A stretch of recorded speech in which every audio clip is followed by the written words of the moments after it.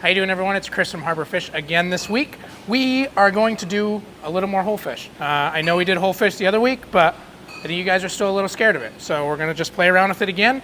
We're going to show you a new recipe this time. Pretty popular recipe. It's been around for a while. We're going to do a salt-baked branzino, either one, interchangeably. So basically what that means is we're going to cover the whole fish in salt and we're going to bake it in salt. The recipe originally comes from Sicily. It's a really ancient recipe. You're basically, what the purpose of it is you're essentially steaming the fish. It's going to be encapsulated in salt, so you're going to be steaming it, and it is going to add a little bit more flavor to the fish and everything. So with that being said, we're going to start off here with a whole branzini. We have taken the guts out, taken the gills out, taken the scales off, and I just took the fins off. You can leave the fins on. Doesn't really much matter. I just like it more for presentation. I think for this one, it'll work better if you just have your fishmonger just pull the guts out. You could butterfly it, but it gets a little harder to work with. And later on in the recipe, you're gonna need to pull the fillets off, so it'll be a little bit easier if it's kept this way. So that, once you got your fish all set, which Harbor Fish will take care of for you, just ask your fishmonger and we can help you out along the way with all of that. The rest of it will unfortunately be up to you now. So with this recipe, I'll just give you a rundown of the ingredients we're going to use. So we're going to kind of go a little bit kind of like Mediterranean-ish with this one because it's a branzini. So I figured that would be kind of fun. So once again, you might have recognized this if you saw the last video. We're going to do another bouquet of herbs. This time I'm just doing thyme. Once again, you can interchange these with anything. I am going to do a little bit of, this is just some green olives minced up. I'm going to use that to kind of rub on the inside. You could do whole olives if you want. If you buy whole olives, give them a rough chop with a knife if you want. If you have a mortar and pestle, blender, you can blend them up or leave them whole. Doesn't much matter. We're going to use a little bit of capers in there. Capers interchangeable. You don't have to use capers if you don't like them. I promise if you don't like them, you're not going to taste them. It's just going to give you some more flavor in there. I chopped up some herbs. So obviously I said I had thyme here. And here we just have some rosemary and sage. Little pro tip, at the grocery store, usually they sell a poultry mix. And the poultry mix will have all three of those herbs already in it in just one container. Really great for everything. I would grab one of those. It gives you all your herbs in one shot. We are going to do a little bit of cherry tomatoes, in which I just quartered mine. They're pretty big, so if you do some smaller ones, you can just leave them whole. They will cook in the fish. Like I said, you're steaming it. It's going to be like a little oven in there. We're going to throw a little bit of lemon in there, and then what we got here is a whole heaping of salt. You're looking around, depending on your size of the fish, 6 to 8-ish cups of salt. It will be a lot, but you are going to be putting it on the bottom of the fish as well as coating the top of the fish. So you're gonna need a good amount. And then some water. What we're gonna do is we're basically gonna make almost like a wet sand kind of consistency with the salt. You want it to be enough where you can still kind of form it, but it's not gonna be, you're not trying to dissolve the salt, if that makes sense. With this part of it, the water isn't really a surefire measurement. I would just I filled up like half of a quart. It's not a full measurement, so just kind of put enough water in a cup and I would just keep dumping as you go from there. But I will start showing you a little bit of this. So I minced up these herbs at first, and the reason for this is I'm gonna put it right in my salt. It's just gonna add a little bit of flavor. It'll give it a little bit of color, look a little nice, and we're just gonna mix that all up. It'll get the salt a little fragrant, and the salt will help those oils come out a little bit, so it'll just give the skin a little bit extra flavor. And then we're slowly just going to start to pour in water. Like I said during this process, there is no science to it. Just dump it in until you're getting that kind of wet sand consistency.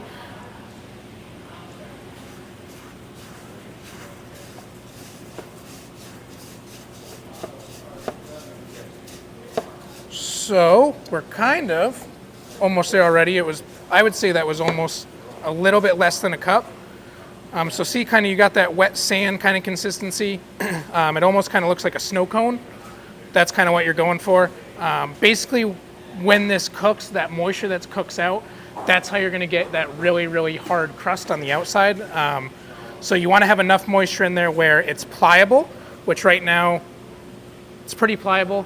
Usually that's kind of my go-to, is try to see if you can make like a ball out of it. Not like a ball that's going to be very hard, but something that's kind of still crumbly and moldable. From there, I'm going to show you guys what we're going to do to stuff fish and go from there. All right, so now we are at the stage where we are going to start marinating our fish. So just to kind of start you off, that salt mixture we just made, just to start off, a little parchment paper on a sheet pan, and you're just trying to make a bed, not super thick, maybe, I don't know, a fingertip-ish. It's just going to be for the fish to rest on, and you're going to kind of salt the rest of that over it. But now we'll work to the fish. So right here, I just have a little bit of olive oil. In the olive oil, I did dried tarragon and dried oregano and about a lemon's worth of lemon juice, just to give it a little something. If you don't have any of these herbs, you can just use straight olive oil. It's not going to make a huge difference, but I figured we'd give it a little bit of that Mediterranean character. So just like the other recipe we did before, we're going to brush this whole thing. We're going to get both sides, we're going to get the inside.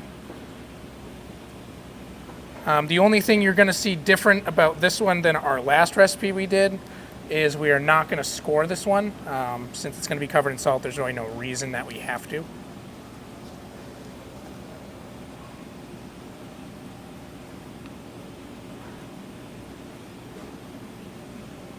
All right.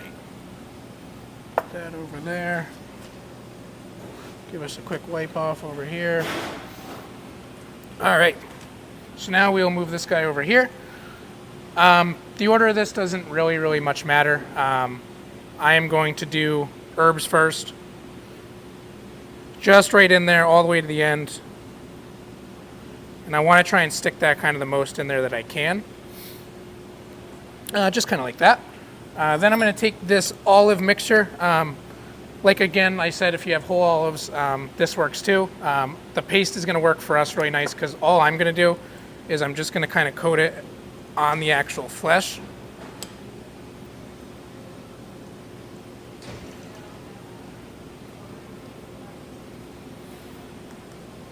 And then we're going to go with a little bit of the tomatoes.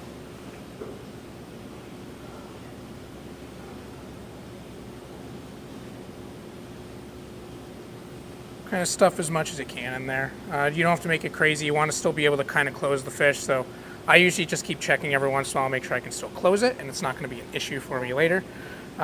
Capers, honestly, there's no measurement to it. A pinch, a tablespoon, a teaspoon, however much you want. It's just going to add a little bit of a different kind of complexity to it. And then we're just going to go in with a few lemon slices.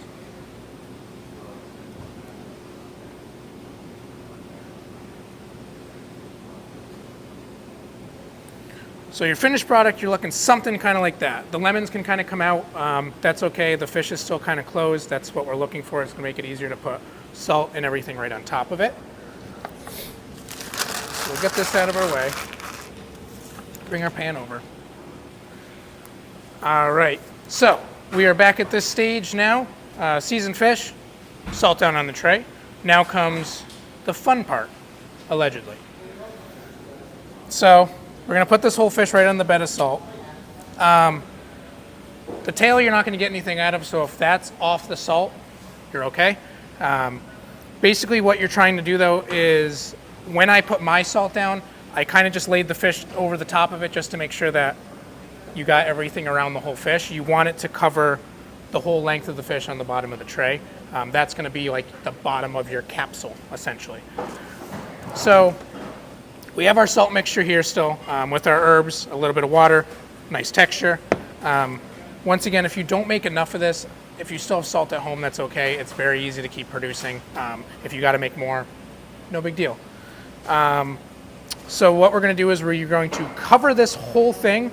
You want a pretty good layer on top. You're probably looking for, I don't know, maybe like a half of an inch, maybe a little bit less. Just enough that when it bakes through, it's not going to just crack and fall apart. We want it to kind of stay together. So I'm just going to do this and go right over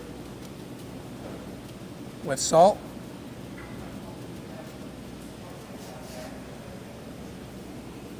And the whole thing. You want everything to be totally covered. As you can see, I'm going to go really heavy right now. This could be enough. And if you do go too heavy, don't worry, you can just kind of smooth it out. Have fun with this part.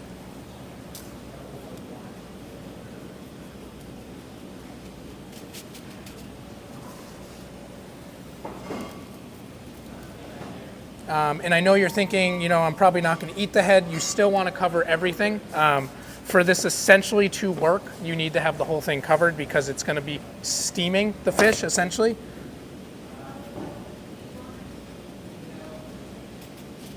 Like I said, this recipe has been around for centuries. Kind of a very, very easier way to bake fish. Really, really good if you were doing this over an open fire. It would kind of help not to burn the fish. That's kind of what it was originally purposed for.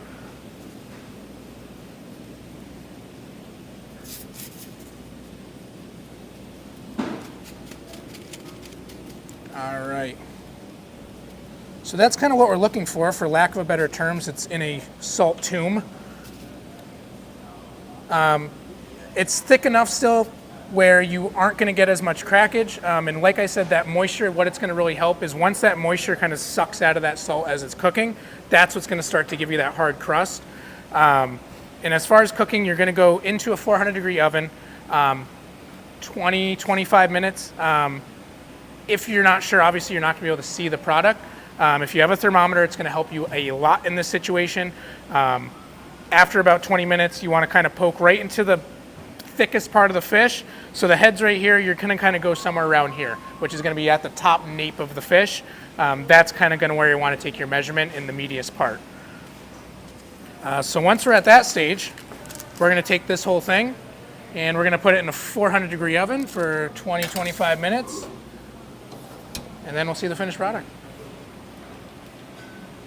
All right, so it's been about 25 minutes, and we didn't have to go any extra time, so 25 minutes is going to be your sweet spot.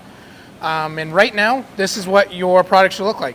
You'll see it kind of looks the same as when we put it in there. The only difference is it is completely hard. That's kind of what we're looking for. You're kind of back to like your salt consistency, and this is where you're going to start cracking it. So this part does get a little tricky. Like I said, since it is essentially steaming the fish is going to be very, very moist, so it's going to fall apart. So you might not get the best presentation out of it, but I can tell you that it is a fantastic fish. The flavorings we put in it are fantastic. So we are going to attempt to pull the meat off the bone. Bear with me on this part. Like I said, it is a little bit tricky. It's a little bit easier if you have a butter knife, a fork. You can kind of work the spine out of there. It should kind of fall right out. But honestly, if you really can't get the fillet out, you can eat it right off the fish and the bone itself. We're going to show you how to peel the skin off, but once you go from there, you should be fine. So to crack the skin, I'm just going to take a tablespoon. It's just kind of found my easiest way. Back of the tablespoon. Just kind of hit it all the way down. I'm going to hit the sides too, soften everything up.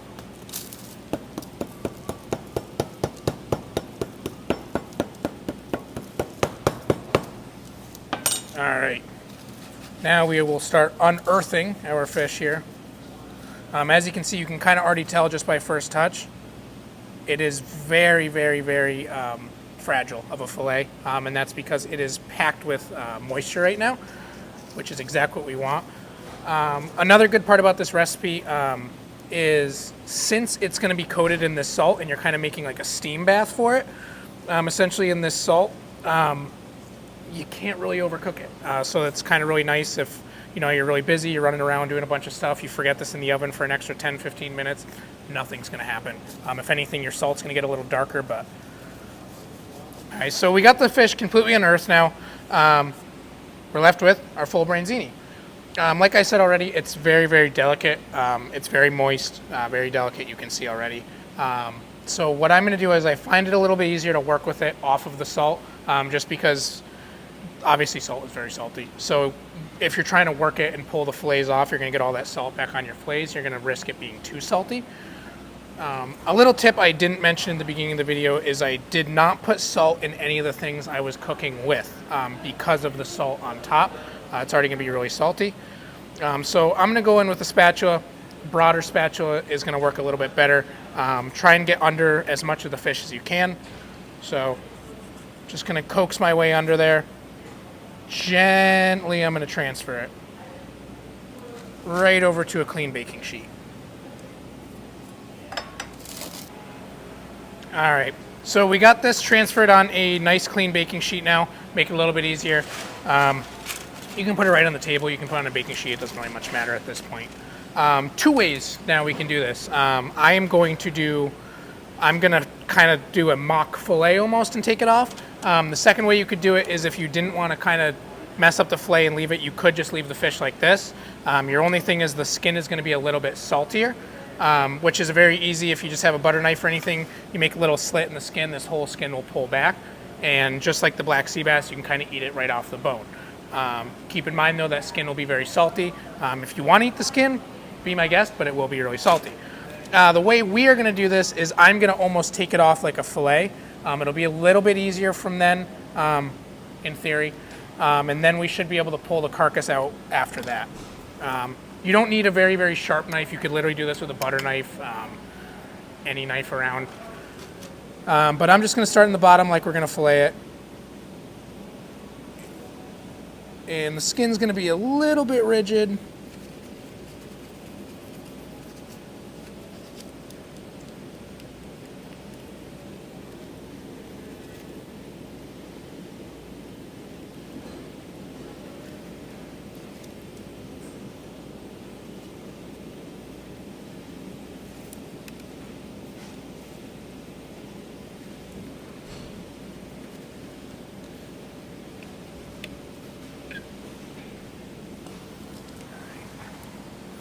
And then I'm going to go in with the fish spatula. And I'm going to slowly start to coax it off.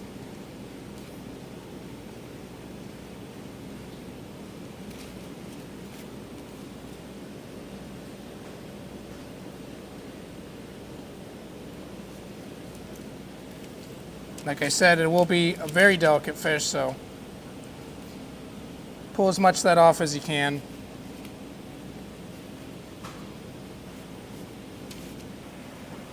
All right, so we saw we got that first fillet off. Like I said, very delicate fish. So best bet presentation-wise, if you're really going to be a stickler about your presentation, you want it to be really pretty, I would just peel the skin off, leave it whole. Like I said, in this case, it's going to be a lot harder to pull the skin off of this. So what I would do, just eat your fish as normal. You can eat the skin if you want. You don't have to. Like you said, we will see a little bit of bones right here. Once it's cooked, it's very easy. Those bones just pop right out. You can pull them right out, or you can just eat around them. It's totally up to you. The next side, though, is where it's going to be very, very easy for you. So in this case, all you want to do is with a knife, any knife, you could use a butter knife, you could use a paring knife, just separate the end of this a little bit, just the end of this vertebrae bone. So you got all the ribs right here. And then you can slowly peel the whole thing up. And then once you get to the head, just give it a little pull out. Remove your herb sack right here. Nothing really edible in there. You can still eat all the tomatoes and everything, but obviously, as you can see, this side, you have a nice, cleaner fillet, a little bit more of a better presentation with that one. A little bit easier to get the skin off if you wanted to. You could just take a butter knife and run your butter knife straight across. I'd recommend, I would say, as a meal, you're probably looking about 1 fish per person. So it makes it a little bit easier too if you're doing 1 fish per person, kind of do this on your plate, so that way you're not really wasting any meat or anything. And also don't forget too that there is going to be a lot of really, really good meat right up in the cheeks of all these fish.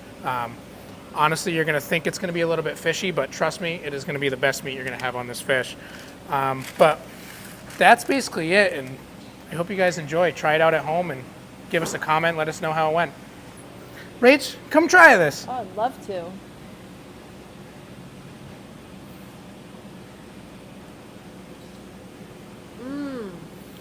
Super delicate fish, beautifully cooked.